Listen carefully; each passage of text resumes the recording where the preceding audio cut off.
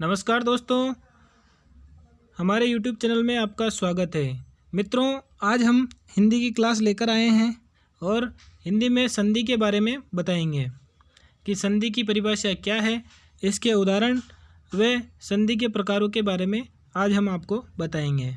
मित्रों, ये क्लासें हाईकोर्ट LDC की है और इन क्लासों को रेगुलर लेते रहें। और मित्रों, अभी तक आपने चैनल को सब्सक्राइब नहीं किया है तो चैनल को सब्सक्राइब ज़रूर कर लें। तो हम आते हैं अब संधि पर कि संधि की परिभाषा क्या है। संधि सम प्लस धी शब्द का अर्थ है मेल या जोड़।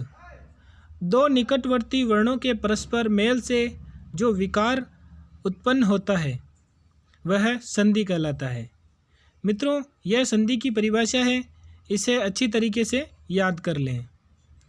अब उदाहरण देखिए तो सम प्लस तोष संतोष, देव प्लस इंद्र देवेंद्र, भानु प्लस उदय भानुउदय। ये तीनों संधि के उदाहरण हैं। अब हम बात करते हैं संधि के बारे में। हमारी हिंदी भाषा में संधि के द्वारा पूरे शब्दों को लिखने की परंपरा नहीं है, लेकिन संस्कृत में संधि के बिना कोई काम नहीं चलता। संस्कृत की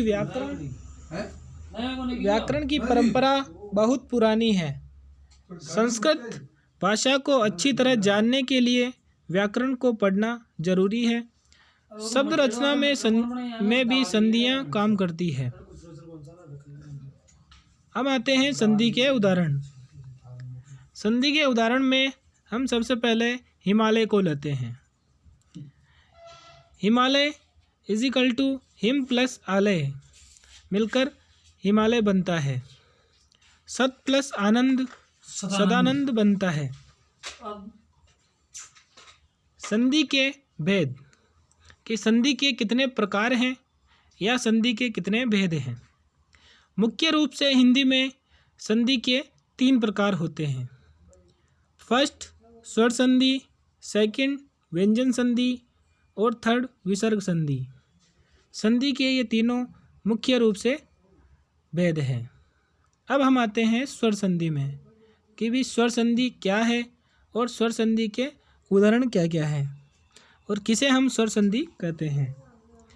जब स्वर के साथ स्वर का मेल होता है तब जो परिवर्तन होता है उसे हम स्वर संधि कहते हैं। हिंदी में स्वरों की संख्या 11 होती है। बाकी के अक्षर व्यंजन होते हैं, मतलब बाकी के 2 व्यंजन बच जाते हैं, वो व्यंजन होते हैं। जब 2 स्वर मिलते हैं, जब उससे जो तीसरा स्वर बनता है उसे हम स्वर संधि कहते हैं। अब आते हैं हम स्वर संधि के उदाहरण। स्वर संधि के उदाहरण हैं वसूर प्लस अरी सुरारी, इसमें अ प्लस अ मिलकर आ बनता है।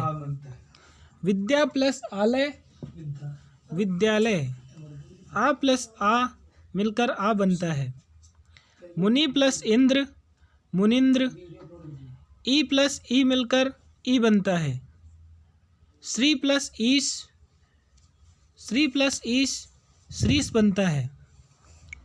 इसी प्रकार एक और उदाहरण है गुरु प्लस उपदेश गुरुपदेश बनता है। इसमें उ प्लस उ मिलकर ऊ बनता है। अब आते हैं हम स्वर संधि के प्रकार कि भी स्वर संधि के कितने प्रकार होते हैं। मुख्य रूप से स्वर संधि के 5 प्रकार होते हैं। अब स्वर संधि के प्रकारों के नाम हैं दीर्घ संधि, गुण संधि, वृद्धि संधि, यण संधि, अयादि संधि। ठीक है मित्रों, आज तक हम यहीं तक ही पढ़ेंगे। कल हमारी क्लास दीर्घ संधि की होगी और प्रॉपर इस तरीके से क्लासें लेते रहें और आपके सारे हिंदी के कंसेप्ट पूरे हो जाएंगे। मित्रों, धन्यवाद। देखते रहिए हमारा YouTube चैनल।